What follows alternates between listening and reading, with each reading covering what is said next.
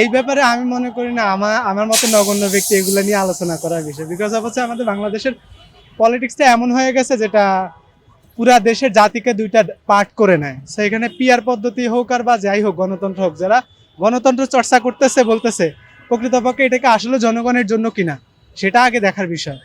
এটা তো না যে হচ্ছে যে গণতন্ত্র শুধু লিখিতভাবেই আছে আমাদের সংবিধানে, কিন্তু জনগণ হচ্ছে গণতন্ত্র হচ্ছে জনগণের জন্য। যে গণতন্ত্রের কারণে মানুষ হত্যা হয়, মানুষ মারা যায়, সেটা কি কোন ধরনের গণতন্ত্র?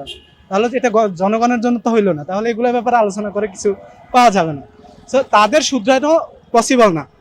ওকে, তারাও শুধরাবে না, আমাদের দেশও উন্নত হবে না, আমাদের দেশের মানুষের মস্তিষ্কও ডেভেলপ হবে না। কেননা যে প্রত্যেকটা রাজনৈতিক দল আমাদেরকে কি ডাইভার্ট করে নিচ্ছে যে এটা বিভিন্ন পথ দেখায়, কিন্তু প্রকৃতপক্ষে তারা মানুষের জন্য কতটুকু কাজ করতেছে? কখনোই তারা মানুষের দোরগোড়ায় যায় না, মানুষের জন্য কাজ করার চেষ্টা করে না।